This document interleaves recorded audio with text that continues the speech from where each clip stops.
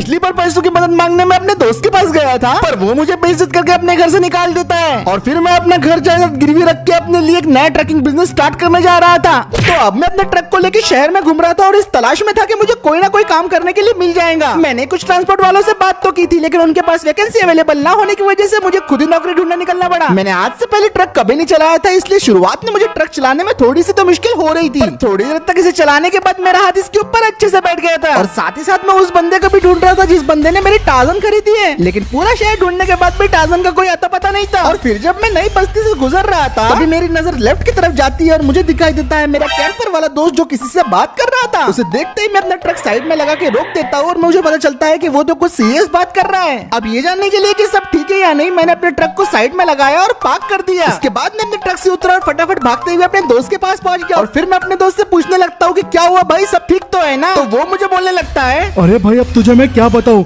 मुझे ये सारे के सारे बॉक्सेस को आज के दिन सत्तू सुपारी की फैक्ट्री में डिलीवर करना था, लेकिन मेरे कैंपर के इंजन ने आज जवाब दे दिया और उसकी सर्विसिंग बहुत जरूरी है। अरे भाई ये सब बात नहीं चलेंगे, तूने बोला था काम आज होगा तो होगा, आज के आज ये सारे के सारे बॉक्सेस डिलीवर कर वरना तेरी नौकरी जाएंगी। साहब ऐसा मत करो, सच में मेरा कैंपर का इंजन खराब हो गया है। मारे को इससे क्या, हमारा काम आज ही होना चाहिए। अब ये सारी बातें सुनने के बाद मुझे लगा कि मुझे अपने दोस्त की मदद कर देनी चाहिए, तो मैं ठेकेदार साहब को बोलने लगता हूँ, साहब आपको बॉक्सेस ही डिलीवर करवाने हैं ना, तो वो मैं कर दूंगा। और चोरे तू कौन है? फिर मैं उन्हें समझाता हूँ कि कैंपर वाला मेरा दोस्त है, इसके बदले का काम मैं कर सकता हूँ और मैं उन्हें यकीन भी दिलाता हूँ कि मेरा ट्रक आपकी डिलीवरी आराम से कर देगा। अब मेरी सारी बातें सुनने के बाद ठेकेदार साहब बोलने लगते हैं, ठीक है चोरे, मारे को तो बस डिलीवरी से मतलब होए।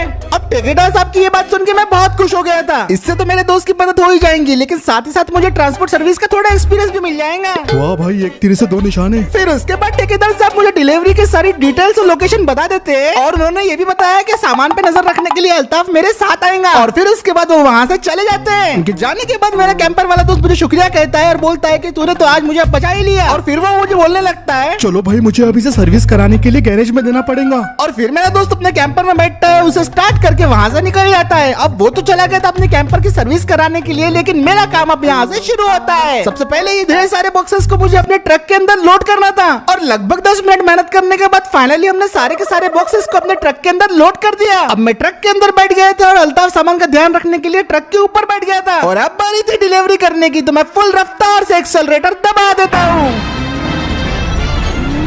ट्रक तो फुल रफ्तार से चल रहा था, लेकिन अल्ताफ काफी ज्यादा डरा हुआ था। ये कैसे चला रहा है, देखो लाइसेंस कौन दे रहे हैं। मेरे सारे ड्राइविंग स्किल्स आज काम में आ रहे थे और मैं ट्रक को हवा की रफ्तार से भगाया जा रहा था। सिर्फ 2 मिनट के अंदर ही मैंने छोटी बस्ती को पार कर लिया और उसके बाद मैं वेस्ट साइड की तरफ निकल पड़ा। और ऑफ रोड रेस का सारा एक्सपीरियंस तो तब जाके काम में आया जब मैं इस ट्रक को ऊबड़ खाबड़ रास्तों में चला रहा था और ऊबड़ खाबड़ रास्तों में मैंने इसे आराम से कंट्रोल कर लिया। डिलीवरी को पूरा करने के लिए हमारे पास सिर्फ और सिर्फ 15 मिनट ही बाकी थे और किसी भी हालत में मुझे इसे कंप्लीट करना ही था। अबे ये बाइक नहीं ट्रक है रे, मैं मर जाऊंगा रे, को बचाओ रे।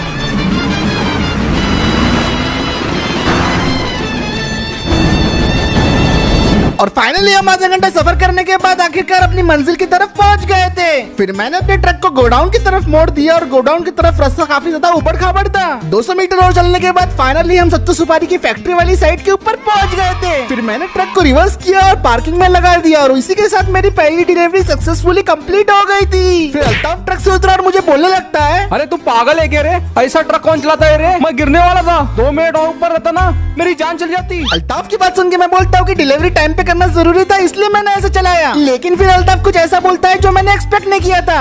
पर कुछ भी हो, ट्रक तो तूने बड़े ही चलाया, तेरे जैसे लोगों की मार्केट में बहुत वैल्यू है। देख मैं देखो कुछ लोकेशन व्हाट्सएप कर रहा, वहाँ पर जाओ फटाफट पार्सल उठा ले, बोलना अल्ताफ भाई ने भेजा था। ये बात सुन के मैं काफी खुश होता हूँ और पूछता हूँ कि अल्ताफ भाई इसके पैसे तो मिलेंगे ना मुझे? हाँ हाँ बिल्कुल मिलेंगे, जितना भी मिलेगा अपन दोनों बांट लेंगे। हाँ और एक और बात, मेरे मालक को मत बताना। ये सारी बातें होने के बाद मेरे व्हाट्सएप पे सारी डिलीवरीज की लोकेशन आ गई थी और यहाँ पे मुझे आज सारी की सारी डिलीवरीज को कंप्लीट करना था। इस काम में भले मुझे पैसा कम मिले, लेकिन ये मेरे लिए एक बहुत अच्छी शुरुआत थी। तो अल्ताफ से मैं इस काम के लिए मान जाता हूँ और फाइनली मेरा ट्रक ड्राइवर का धंधा अब शुरू हो गया था। अब मुझे बस अल्ताफ भाई के बताए हुए ठिकानों पर जाना था और अपनी डिलीवरीज को स्टार्ट करना था।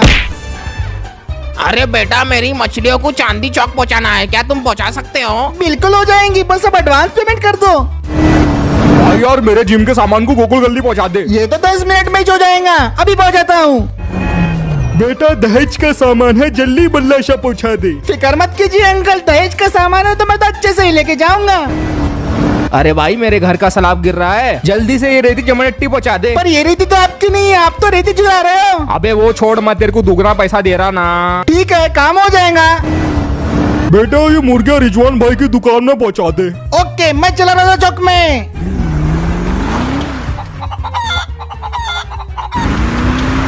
मैं पूरे तरीके से अपने काम पे फोकस था और एक के बाद एक में कई सारी डिलीवरीज को लगातार सक्सेसफुल किया जा रहा था और जैसा मैं सोच रहा था वैसा ही सब चल रहा था। अरे वो क्या था? मुझे उस ट्रक का ड्राइवर की जाना पहचाना लगा। मुझे नहीं पता। मैंने सोचा नहीं था कि धंधे के पहले ही दिन मुझे इतने सारे ऑर्डर्स आना शुरू हो जाएंगे। मुझे तो कई बार कई शोरूम से भी ऑफर आने लग गए थे। वो लोग चाह रहे थे कि मैं उनकी बाइक्स को इधर से उधर ट्रांसपोर्ट करूं। ऐसी कोई चीज नहीं थी जिसे ट्रांसपोर्ट करने के लिए कॉल मुझे नहीं आ रहा था। मैंने पूरे दिन में 30+ डिलीवरीज कर दी थी और उसी के साथ साथ मुझे और भी ज्यादा ऑर्डर्स आने लग गए थे। पत्थर हो या फर्नीचर, मेरा ये ट्रक सब कुछ हैंडल कर पा रहा था और मुझे ये अभी तक की सबसे बेस्ट इन्वेस्टमेंट लग रही थी। और खतरनाक से खतरनाक रास्तों पे मेरा ये ट्रक मुझे बहुत अच्छे से हैंडलिंग और कंट्रोल प्रोवाइड कर रहा था। मैंने खदानों में भी बड़े बड़े पत्थरों की डिलीवरी कर दी। साहब पत्थर आ गए। और ये सब कब था? मैं तो बारातियों को भी शादी में छोड़ने का काम कर रहा था। अरे यार ये श्रीमिक भवन कब आएगा? इस पूरे दिन में मैंने 3 से ज्यादा शादियों में बारातियों को पहुंचाया और फाइनली फिर आज का दिन खत्म हो गया। अब दिन खत्म होने के बाद फाइनली मैं अपने घर में आ गया था और इतना सारा काम करने के बाद मैंने अच्छा खासा पैसा जमा लिया था। मैंने अपने सारे कमाए हुए पैसे को बिस्तर पे फैला दिया था क्योंकि बहुत दिन से नोटों की गर्मी मैंने महसूस नहीं की थी। इस ट्रक वाले बिजनेस से तो मुझे एक ही बात पता चल गई थी कि इस बिजनेस में काफी ज्यादा पोटेंशियल है और अब मुझे बहुत सारे लोगों को हायर करना था ताकि मैं एक ट्रक की एजेंसी बना सकूं। मैं इस शहर का सबसे बड़ा ट्रांसपोर्ट बिजनेस की शुरुआत करने जा रहा था, लेकिन मुझे क्या पता था कि मेरे पीछे कुछ और ही चल रहा है।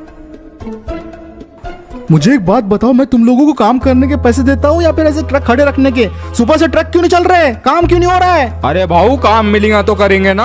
भाऊ कोई नया ट्रक ड्राइवर आया है, 10 मिनट के अंदर डिलीवरी कर देता है, वो भी सुपर फास्ट। क्या बकवास कर रहे हो? ऐसा नहीं हो सकता। अरे भाऊ सच्ची बोल रहा है ये, हर कोई सिर्फ उसके पास ही जा रहा है अब। क्योंकि वो सस्ते में काम करता है। मुर्गी वाले से लेके गिट्टी वाले तक सब उसके पास ही जा रहे हैं भाऊ। ऐसे ही चलते रहा ना भाऊ तो ट्रक बेचने पड़ेंगे। कुछ दिनों में तो डीजल डालने के भी वांदे लग जाएंगे भाऊ। भाऊ ऐसे रहा तो अपना धंधा खा जाएगा, आपकी इज्जत मिट्टी में मिल जाएंगी, मिट्टी में। अपनी जबान पे काबू रखो। तुम लोग शायद नहीं जानते कि जो मेरी इज्जत को मिट्टी में मिलाने की कोशिश करता है, मैं उसे ही मिट्टी में मिला देता हूँ। देखना पड़ेगा कि आखिर ये कौन है। वो जानता नहीं शायद से जब्बार भाई का राज इस शहर में चलता है। मेरा धंधा खत्म करने चला है ना, पर वो खुद कब खत्म हो जाएगा ये उसे पता ही नहीं चलेगा। भाऊ वो रस्सी है क्या?